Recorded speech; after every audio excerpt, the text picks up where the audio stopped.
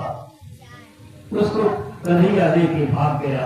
बोले कौन सी बड़ी बात है, ये जीवन में हान लाभ जय पराजय सब चलते रहते हैं, जरूरी नहीं है। योद्धा था ना, जरासंध बहुत योद्धा था। कहा कि इस प्रकार से कायरों जैसा प्रलाप मत करो। एक बार किसी ने तुम्हारे मन के अनुकूल नहीं करने दिया तो घबरा गए।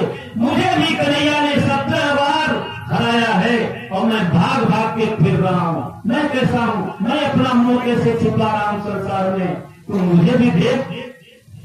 जोश दिया तब रुक्मिणी को होश आया, ये सही कर रहे हैं। मैं तो केवल मैं हारा भी नहीं हूँ, लेके चले गए। मेरे तो तीर बाण पहुंच ही नहीं पाए और ये 17 बार इनको हराया। इनका भी तो बजगा ठिकरा है, इसलिए उसको शांति हो गई और लौट आया। उधर भगवान श्री कृष्ण पहुंचते चले जा रहे हैं। रथ बड़ी तेजी से जा रहा है, लेकिन शिशुपाल के मन में थोड़ा सा दर्द है कि मैं पीछा करूंगा, क्यों नहीं मुझे मिलेंगे। और रुक्मिणी का जो भाई था वो भी उनके साथ ही लगा हुआ है। वो तो चाहता था कि मेरी बहन का विवाह शिशुपाल के साथ हो जाए, लेकिन आज नहीं हो पाया।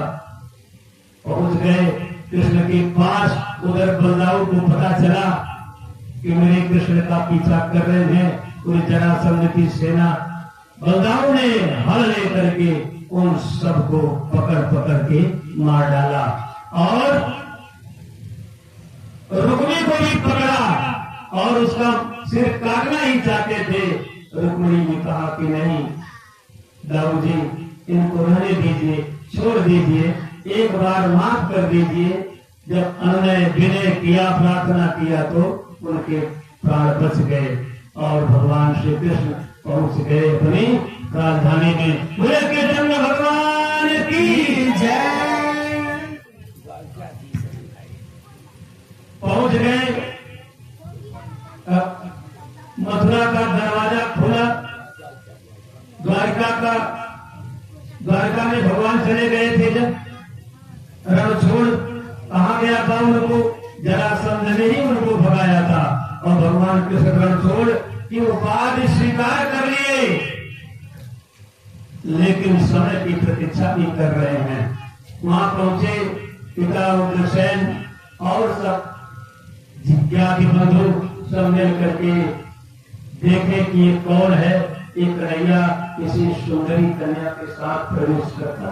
कन्हैया ने बताया कि ऐसे ऐसे था, पूरी घटना का जिक्र कर दिया और सब लोग बड़े प्रसन्न हुए। बाजे गाजे के साथ वहां पर विवाह के रीति से उनका विवाह भी किया गया और रुक्मिणी आनंद से रहने लगी। माँ देवकी और जितनी भी बड़ी वरिष्ठ नागरिक महिलाएं थी, सबका सम्मान महारानी रुक्मिणी कर रही है। सब खुश हैं, बहू हमारी बहुत अच्छी है। बहू जब आती है तो पूरे गांव में हल्ला हो जाता है, बहू बहुत अच्छी है, सुंदर है, अच्छी आंख है, नाक है।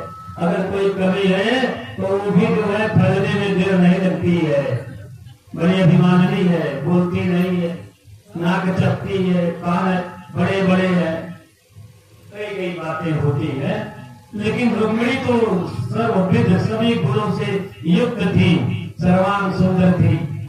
सब कुछ उनकी बड़ाई बड़ाई हो रही है, आनंद से रह रहे हैं। कहते हैं कि जब शादी हो जाती है, शादी किस लिए होती है?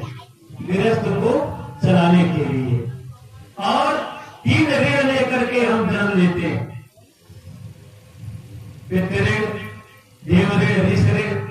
तो पितृ ऋण से मुक्ति के लिए विवाह किया जाता है।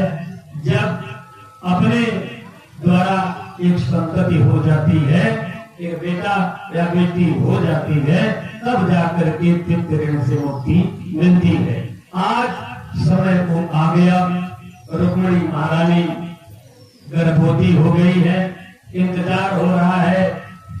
माताएं उनका हर तरह से सेवा कर रही है, अच्छे व्यंजन खिला रही है, किसी प्रकार की इनको दिक्कत न हो।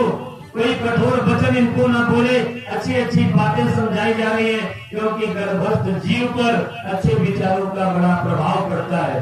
रामायण महाभारत वेदों आदि की कथाएं सुनाई जा रही हैं कि गर्भ में पलने वाला बालक अच्छा हो, संस्कारी हो, योद्धा हो, विद्वान हो, गुणवान हो, रूपवान हो, ऊर्जवान हो, सब कुछ।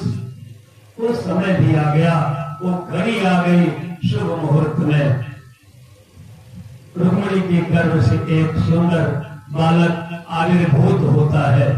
गर्गाचार्य ये उसका नामकरण करते हैं और नामकरण में उन्होंने उस बालक का नाम रखा प्रद्युम्न, प्रकृष्टम द्युम्न, जो विशेष रूप से प्रकाशित हो, तेजवान हो, ऊर्जवान हो, शत्रुओं का हंता हो, वो है प्रद्युम्न।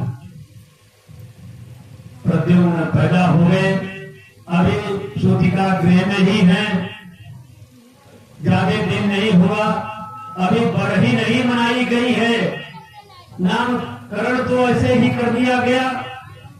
अब वहां का जो राजा था राक्षस शंबरासुर, महान प्रतापी शंबरासुर को पता चला कि रुक्मिणी के गर्भ से एक बालक पैदा हुआ है।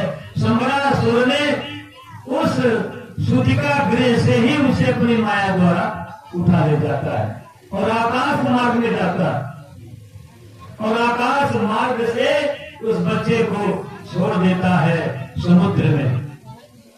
कहते हैं ना कि जाको राखे साइया मार सके न कोई, बालन बाका कर सके जो जग बड़ी हो। तो गोकुल वाले बोले, गोकुल वाले, गोकुल वाले, गोकुल वाले, मुरली वाले, मुरली वाले, गोकुल लाखों प्रणाम तुमको, लाखों प्रणाम तुमको, लाखों प्रणाम तुमको, लाखों प्रणाम। जय जय गोकुल के उजियार, जय जय गोकुल के उजियार, तुमको लाखों प्रणाम तुमको, लाखों प्रणाम तुमको, लाखों प्रणाम तुमको, लाखों प्रणाम। जय जय लाखों प्रणाम, जय जय लाखों प्रणाम, जय जय गोकुल वाले, तुमको लाखों प्रणाम तुमको, लाखों प्रणाम। अब डाल दिया समुद्र ने, इधर जो है सूतिका गृह में बालक नहीं है। महादेव की और रानियां जितनी भी थे सब चिंतित हो गई, बालक कहाँ गया, कौन आया, कौन ले गया, तरह तरह की विडंबनाएं फैली हुई है।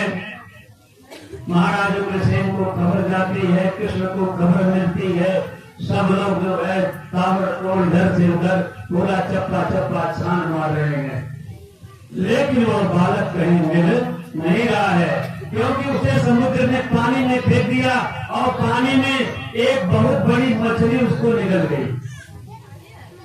अब निकल गई मछली तो मछली के पेट में वो सुरक्षित है और मछुआरे जब आए जाल में, बड़े जाल में उसको पकड़ के 8-10 मछुआरे ले गए और रसोई घर में महाराज शंबरासुर के उसे फाड़ते। जब फाड़ते हैं तो उनको अंदेशा होता है कि लगता है कि मछली के पेट में कुछ है, तो थोड़ा संभाल के उसको फाड़े और देखा एक अनन्य सर्वांग सुंदर बालक मेरा, कितना खुश। चिढ़ने वाले भी कहते हैं जिसको देख करके शत्रु भी पिघल जाए, उस शत्रुता भुला दे। प्रदूषण की तो यही स्थिति थी ना, सुपुत्रता का नाक काटा राम ने, लेकिन जब प्रदूषण के सामने राम गए तो उनकी सुंदरता को देख के आविर्भूत हो गया और कहता है यद्यपि भगनी कीन कुरूपा बध लायक नहीं के नर भूपा। मेरी बहन का नाक भले काट दिया, सब कुछ कर दिया, लेकिन ये बध करने के लायक नहीं है। इसे कहते हैं सुंदरता, जो सिर चढ़ के बोलती है। सुंदर व्यक्ति होगा, सुंदरता केवल ऊपरी चमक धमक से नहीं है, सुंदरता का मतलब अंदर ही सुंदर होना चाहिए।